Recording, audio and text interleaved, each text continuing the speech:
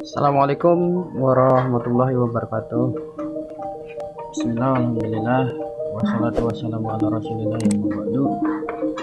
Puja dan puji syukur kita panjatkan kehadirat Allah subhanahu wa ta'ala. Salawat serta salam semoga senantiasa tercurahkan kepada junjungan kita semua, Nabi Muhammad sallallahu alaihi wasallam. Anak-anakku peserta didik SMK PGRI 1 Gantar kelas 10 multimedia yang Bapak banggakan. Sebelumnya perkenalkan dulu, nama Bapak Sadi Mulyana.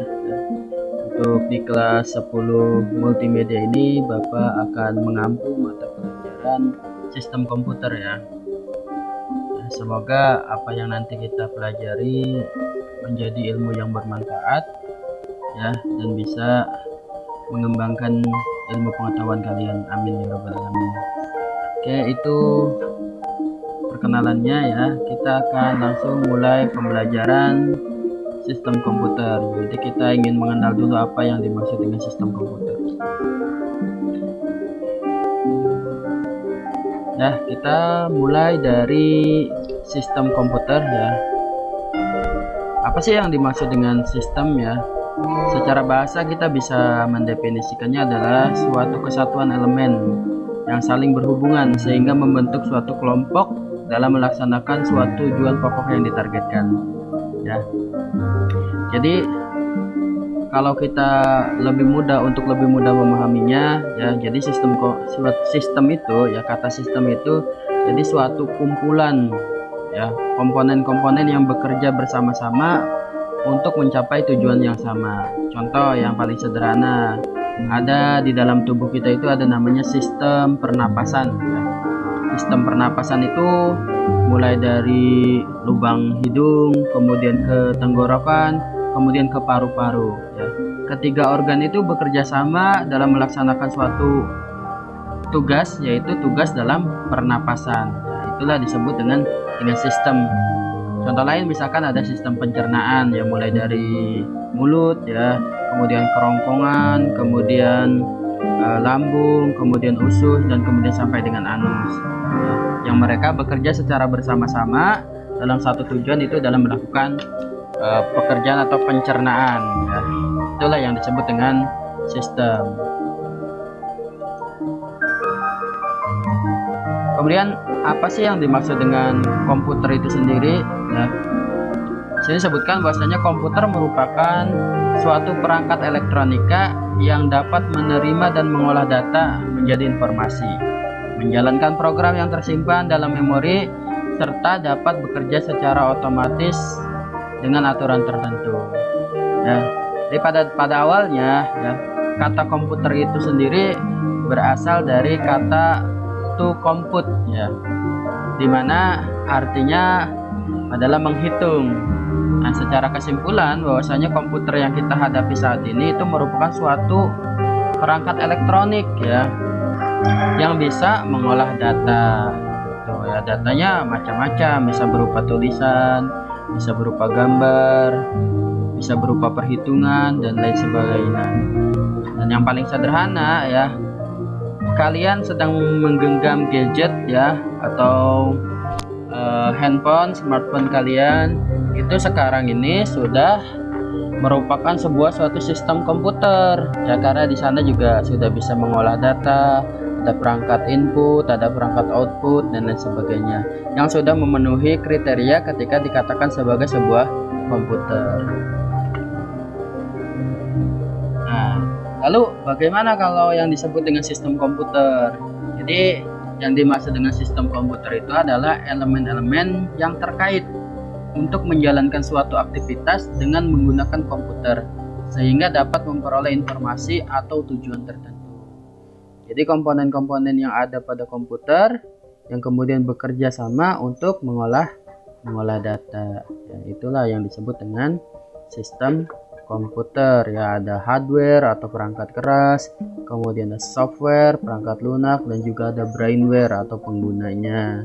Kita lanjutkan ya. Nah, bagian-bagian sistem komputer apa saja nih? Yang pertama ya, kita lihat bagannya dulu. Jadi sistem komputer itu terdiri dari 3 komponen besar. seperti yang tadi Bapak sebutkan. Yang pertama ada hardware ya. Hardware ini nanti terbagi menjadi ada perangkat output ya, perangkat input, ada media penyimpanan, ada pemrosesan. Kemudian komponen yang kedua ada software ya. Software ini juga nanti terbagi menjadi dua, ada sistem operasi, ada program aplikasi.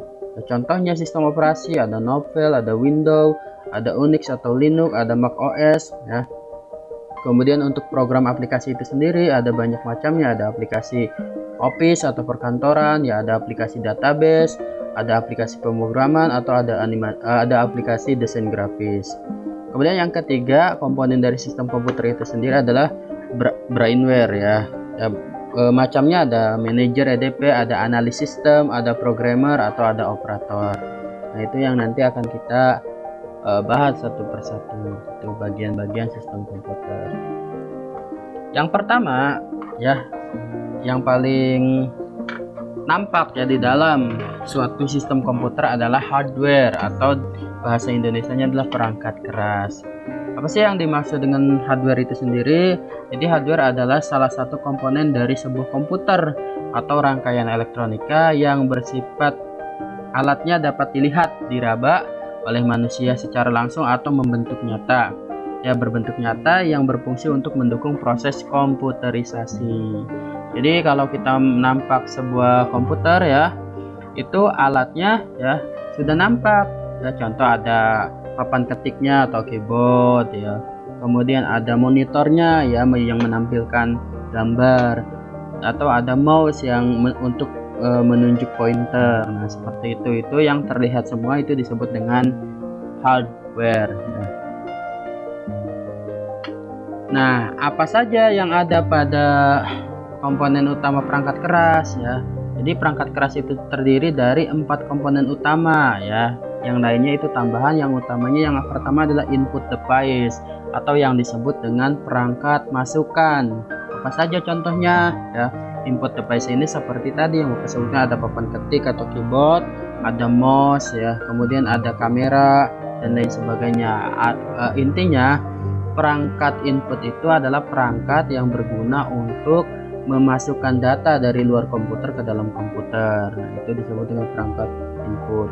Kemudian Central Processing Unit atau dikenal dengan CPU, ya, di mana CPU ini berfungsi untuk mengolah data ya.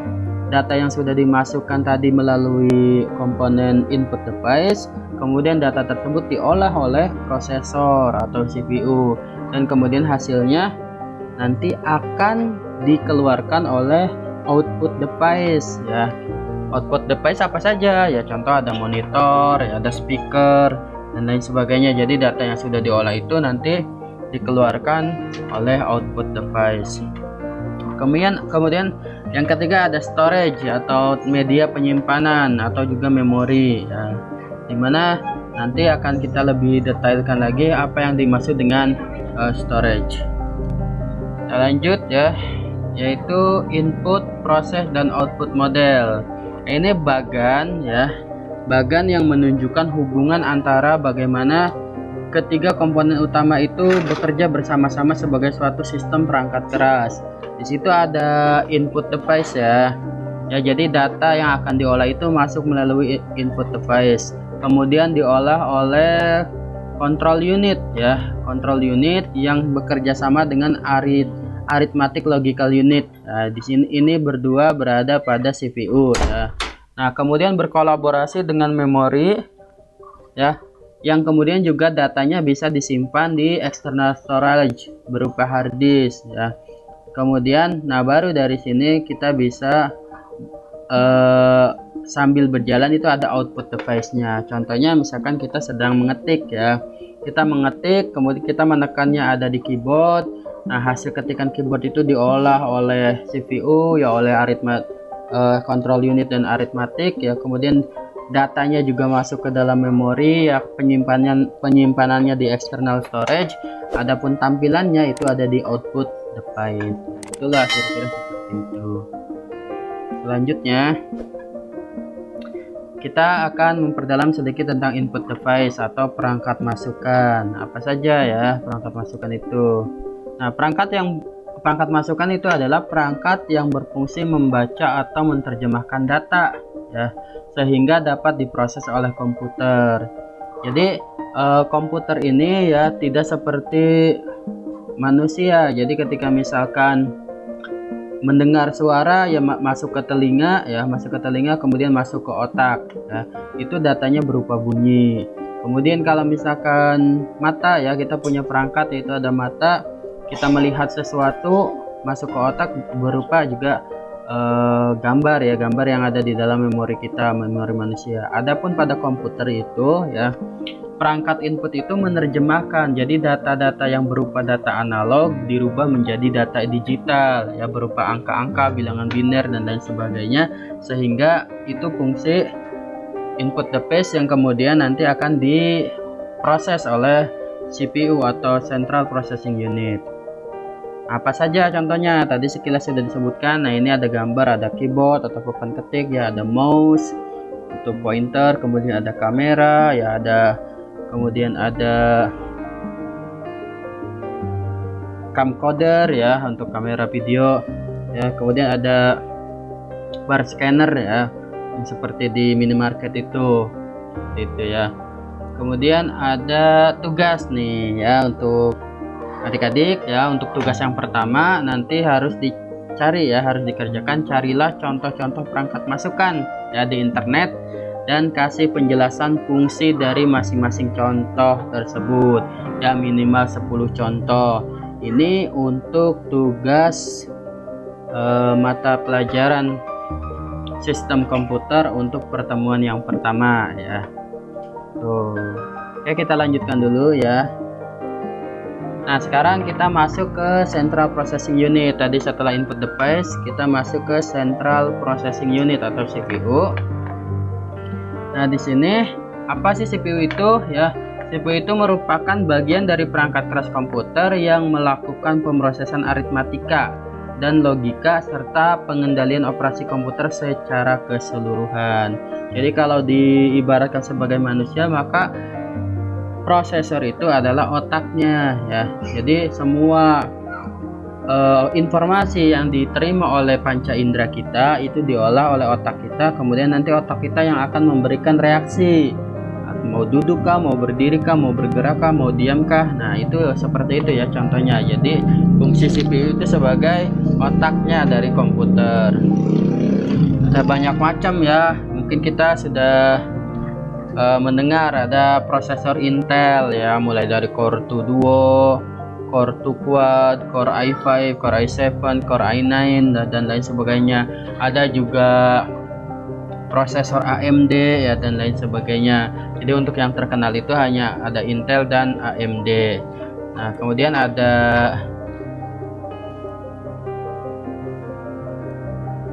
bagian-bagian dari prosesor ya. Ada bagian prosesor. Yang pertama ada ALU atau Arithmetic Logic Unit ya. ALU singkatan dari Arithmetic and Logic Unit adalah salah satu bagian dalam dari sebuah mikroprosesor yang berfungsi untuk melakukan operasi hitungan aritmatik ya, dan logika. Contoh operasi aritmatika adalah operasi penjumlahan, pengurangan ya, dan lain-lain. Sedangkan untuk operasi logika adalah logika and or not. Nah, di situ ya. Apa sih yang dimaksud operasi aritmatik? Ya, di situ sudah disebutkan. Jadi, misalkan kita ingin menghitung ya, menghitung penjumlahan, menghitung pengurangan. Nah, itu dikerjakan oleh prosesor ya. Ketika kita misalkan mengetik di dalam Microsoft Excel sama dengan 1 tambah 1, kemudian tekan enter. Nah, yang menentukan hasilnya sama dengan 2 itu adalah proses aritmatika pada prosesor. Nah, adapun logika ya, contohnya misalkan kalau di dalam logika matematika ada bahasa n itu di situ artinya dan ya. Maksudnya begini, contoh misalkan si Budi disuruh membawa roti dan air minum. Nah, ketika misalkan terjadi sesuatu, misalkan si Budi hanya membawa roti, maka si Budi ini telah salah dalam melaksanakan perintah ya. Kemudian si Budi hanya membawa air minum, juga salah dalam melaksanakan perintah. Atau si Budi tidak membawa apapun, itu juga salah di dalam melaksanakan perintah. Maka yang benar adalah si Budi itu harus membawa roti dan air minum. Nah, itu bisa diterjemahkan di dalam prosesor ya, dimana misalkan dalam Microsoft Excel itu kita ingin membuat rumus si Anu dengan batas nilai sekian sampai dengan sekian apakah lulus atau tidak. Nah, itu bisa menggunakan logika ya, nanti lebih jelasnya akan lebih detail, ini hanya baru pengenalan saja. Kemudian tugas utama dari ALU ya adalah melakukan semua perhitungan aritmatika atau matematika yang menjadi sesuai dengan instruksi program ya, yang terjadi sesuai dengan instruksi program. Jadi tugas utamanya yaitu untuk menghitung aritmatika ya.